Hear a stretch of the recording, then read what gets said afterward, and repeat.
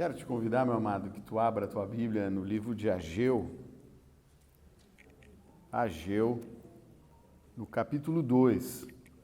O livro de Ageu é um livro bastante difícil de achar, porque ele é muito pequenininho. Então, o mais fácil é tu acha Mateus e vem folheando para trás, que rapidamente tu o achará. Ageu, livro de Ageu, no capítulo 2,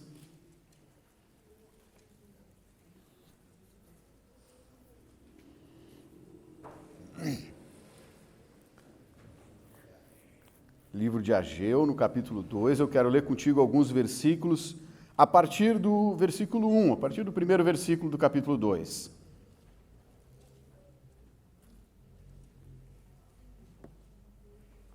Todos acharam? Amém? Diz assim: no 21º dia do 7º mês, veio a palavra do Senhor por meio do profeta Ageu.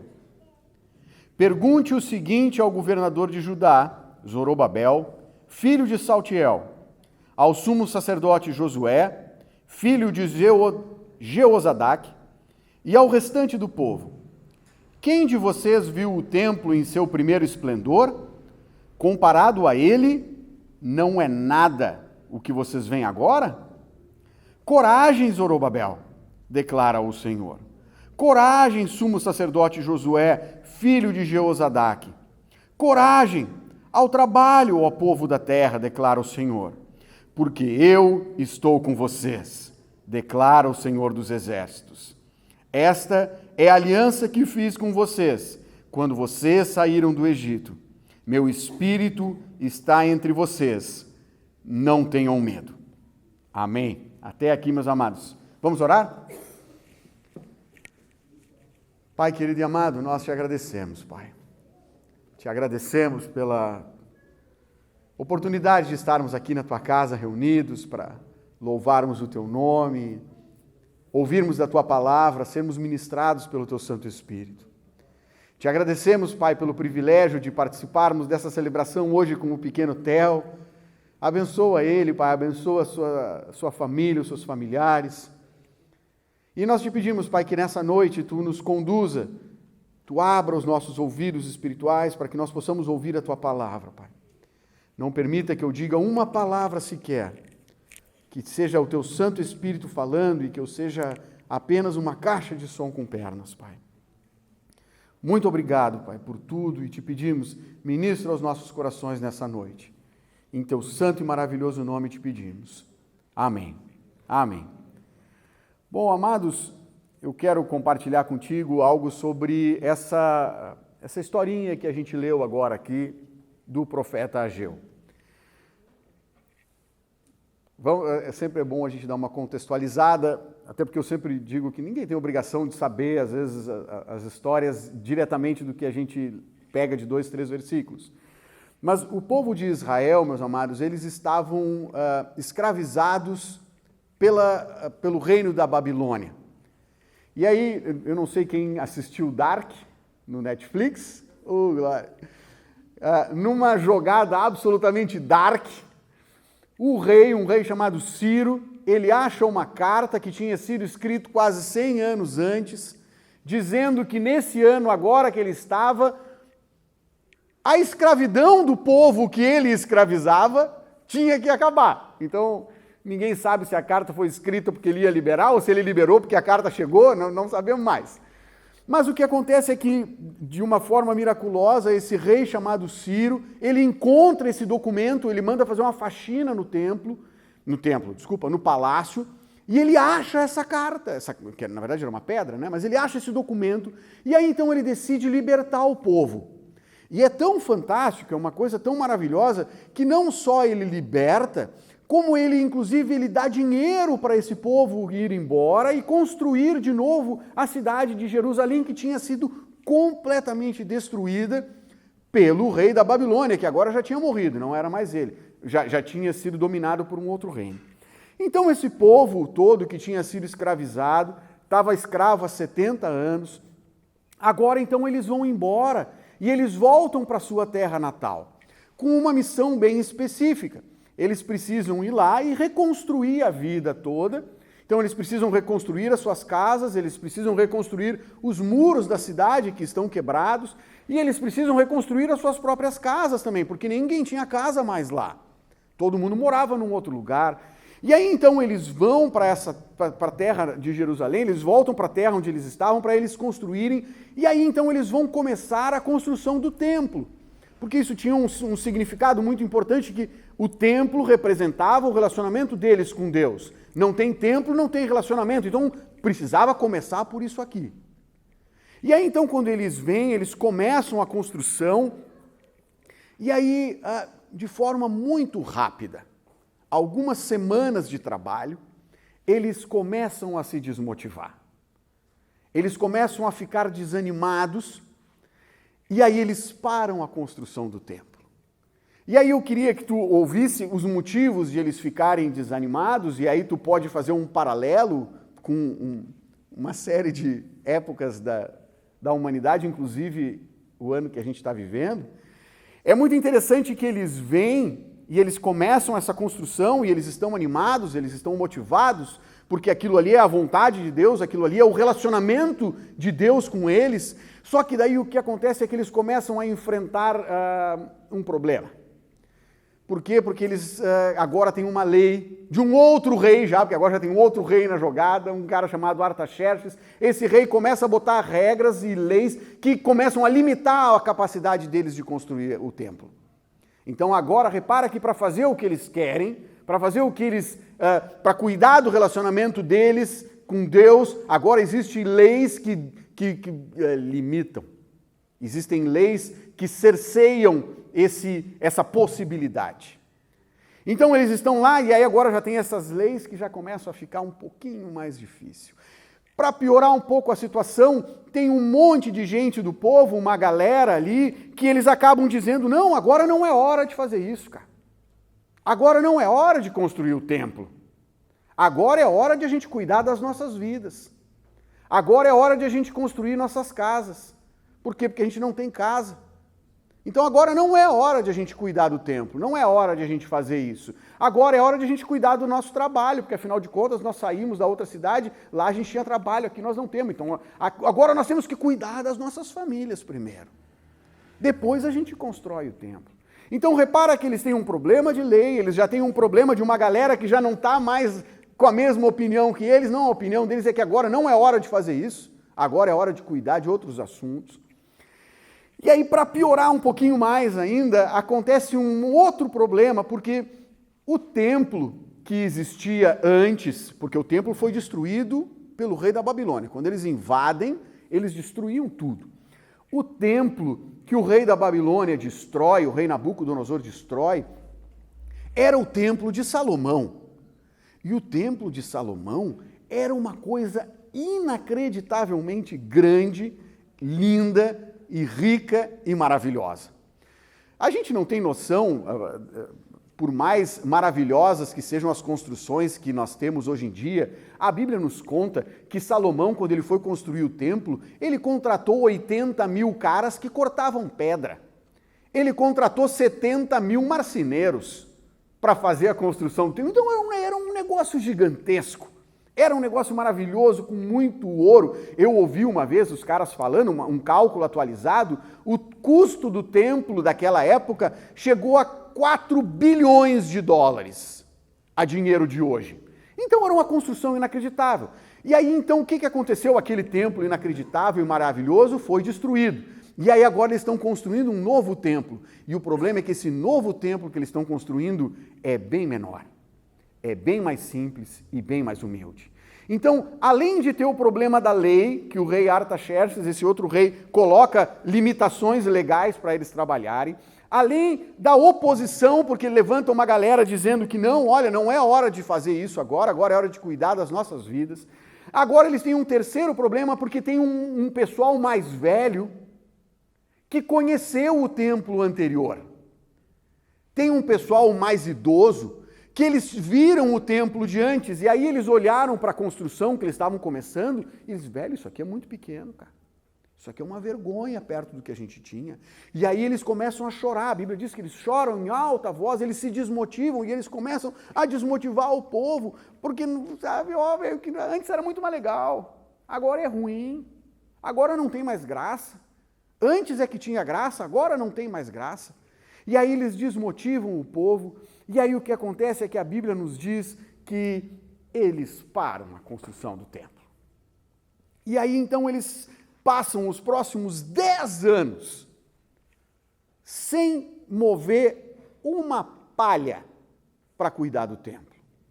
Mas a Bíblia diz que eles seguem vivendo, eles seguem cuidando das vidas deles. Inclusive, a Bíblia nos diz, porque até é importante tu ver, porque se tu pegar a tua Bíblia, tu vai ver, puxa, Michel, o livro de Ageu tem 2 capítulos, esse monte de informação não está aqui. É que tu tem que pensar que existem uma série de coisas ao mesmo tempo. Então, tu pega o livro de Crônicas, o livro de Esdras, Neemias, todos esses livros contam muito desse período. Então, somando todos esses livros, tu vai ter essas informações todas que eu estou trazendo de forma resumida hoje. Então, meus amados, eles param de construir o templo e eles vão cuidar da vida deles. E aí é muito interessante que a Bíblia diz que eles começam a ter sucesso na vida deles. Porque a Bíblia diz que eles começam a morar em casas luxuosas. Não é apartamentinho de 30 metros quadrados. Não, os caras estão morando em Sobradão, condomínio fechado, coisa fina, coisa bala. A Bíblia diz isso. E aí eles estão agora, então, morando em casas boas, eles têm plantações, eles têm uma prosperidade acontecendo, só que olha só que interessante. A Bíblia diz que esses caras que estão agora cuidando das suas próprias vidas, que abandonaram o cuidado do templo, a Bíblia diz que o seguinte, diz que eles plantam muito, mas colhem muito pouco. A Bíblia diz que eles comem muito, mas nunca passa a fome. A Bíblia diz que eles bebem, mas a sede nunca passa. A Bíblia diz que eles botam muita roupa, mas eles nunca passam, nunca deixam de sentir frio. Aí é óbvio que tu vai ler essas coisas, isso aí está ali no capítulo 1. Meu amado, velho, qual era o problema aqui? O que a Bíblia está querendo dizer? A comida naquela época não tinha caloria o suficiente? Uma banana naquela época alimentava que nem uma banana hoje, velho. Qual era o problema? A água não saciava por quê? A água naquela época era H2O, a mesma H2O de hoje. A lã daquela época era a mesma lã dessa época. Então o que a Bíblia está nos dizendo aqui dessa forma, não é que literalmente eles comiam e a fome não passava. Ou que eles bebiam e a sede não saciava. Ou que eles botavam vários casacos e eles continuavam passando frio. Não, não é isso. O que a Bíblia está querendo dizer é que eles estão tendo tudo isso. Eles têm casas, que a Bíblia diz de casas apaineladas. Ou seja, uns casarão, umas casas lindas. Eles têm roupas, eles têm comida, eles têm bebida, mas eles estão sempre insatisfeitos. Eles estão sempre com algo faltando. Eles estão sempre com um vazio ali que, por mais que eles comem, nunca sacia, nunca passa. Então o que a Bíblia está dizendo é que tudo que eles conquistam, tudo que eles têm, não é o suficiente para saciar o que eles precisam. Repara que não falta nada. E aí então Deus levanta esse homem chamado Ageu, que a gente sabe quase nada sobre ele, a gente não sabe filho de quem que ele era, a gente não sabe quase nada desse homem.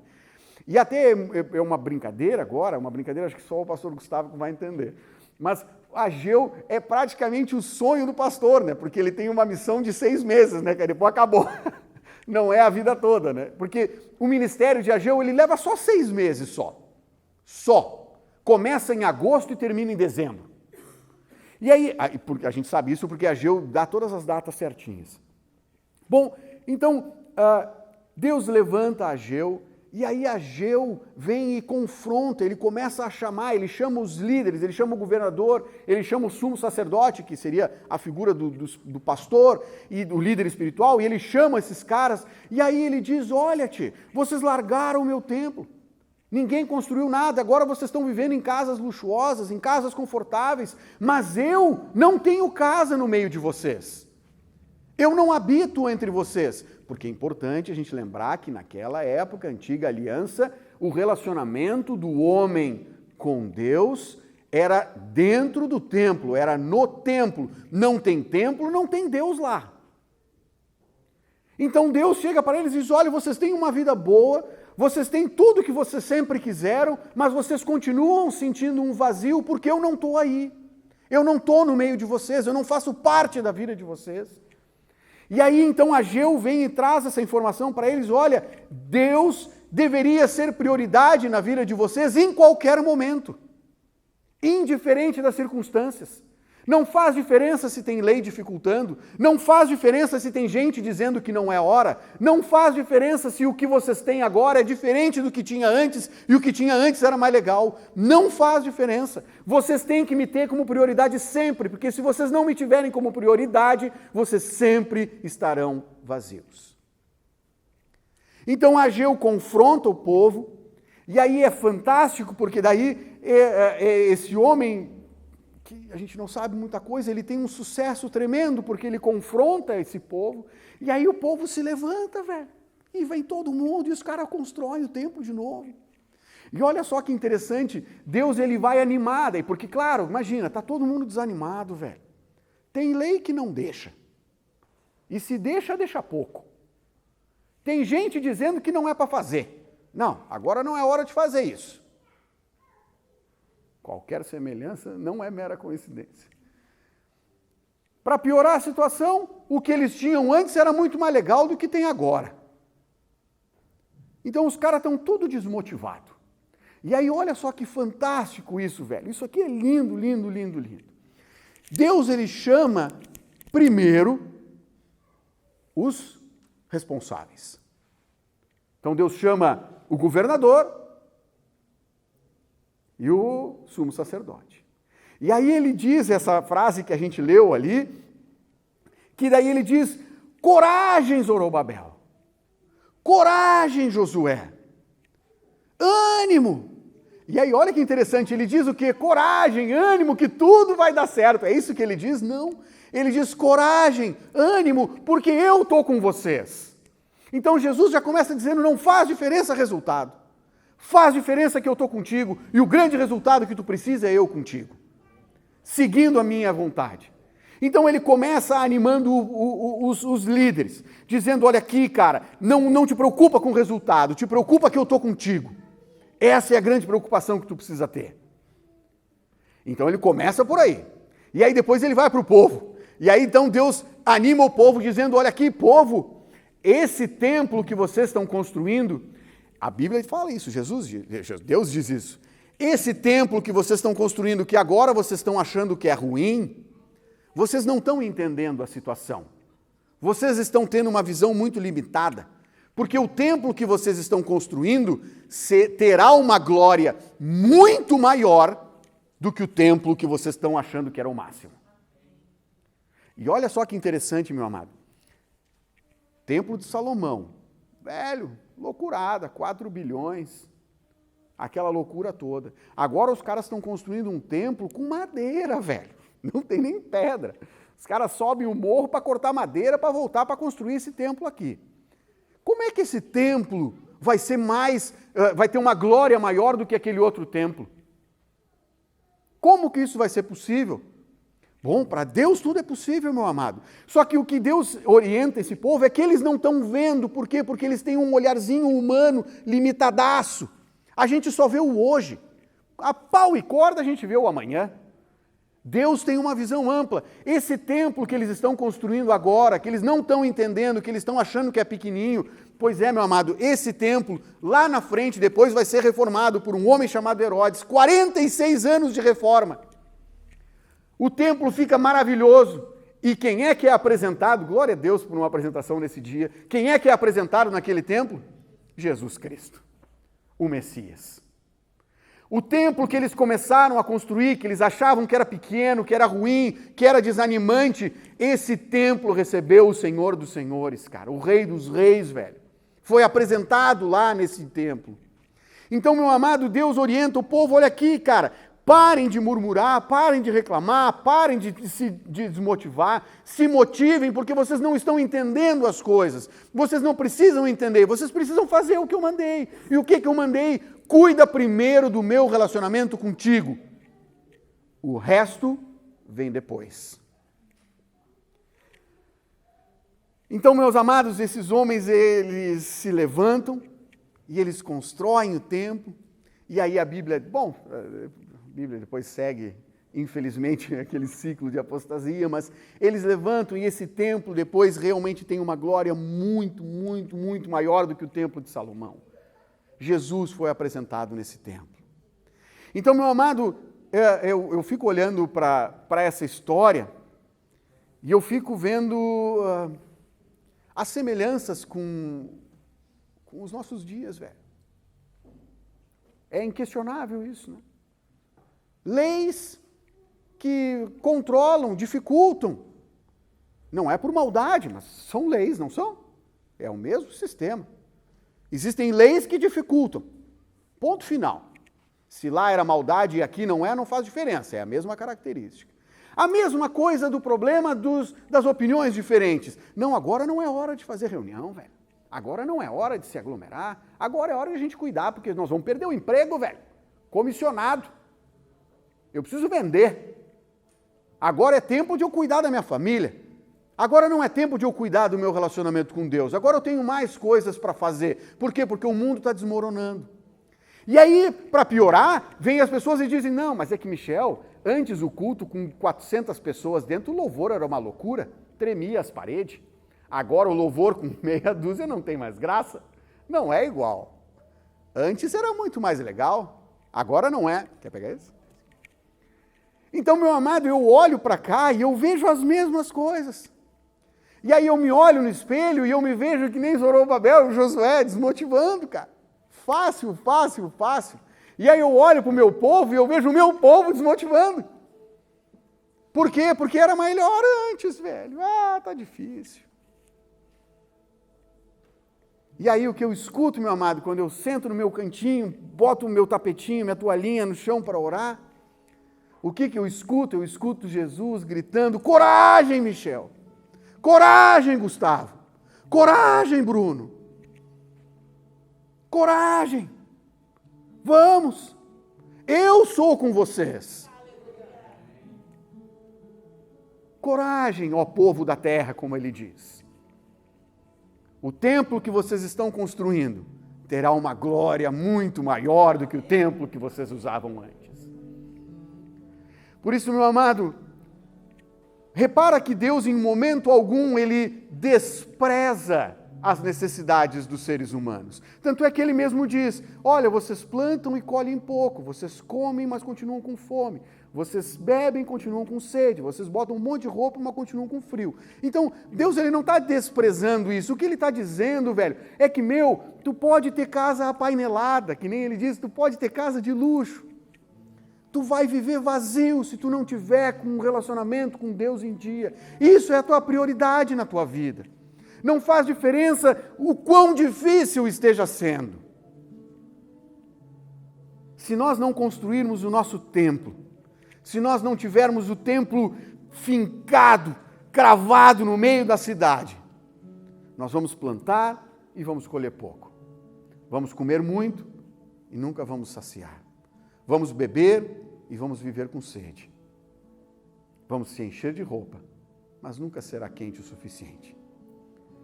Por quê? Porque existe um espaço determinado dentro das nossas vidas que só Deus pode preencher.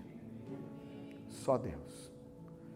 Por isso, meu amado, o convite dessa noite é para que tu avalie o que tens passado dentro do teu coração.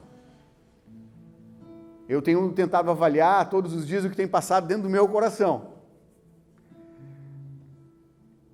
E a Bíblia fala, tem alguns personagens, alguns homens da Bíblia que Deus coloca como mega referências, assim, sabe? Mega referências. E tem um cara que ele aparece seguido como mega referência. Ele é a referência dos profetas. É um cara chamado Elias. Quando tem a transfiguração, quando Jesus está lá, naquele momento maravilhoso, quem é que vem na transfiguração? A Bíblia diz que vem Elias e Moisés. A Bíblia fala que depois, lá no fim dos tempos, terão duas testemunhas. Todo mundo fala, ó, Elias e Moisés. Então Elias é o cara, tá ligado? Elias é Elias. Só que olha só que fabuloso. A Bíblia, quando conta a história de Elias, a Bíblia diz que Elias era homem que nem vocês. Homem que nem a gente. Era mulher que nem a gente. Porque Elias era um baita cara.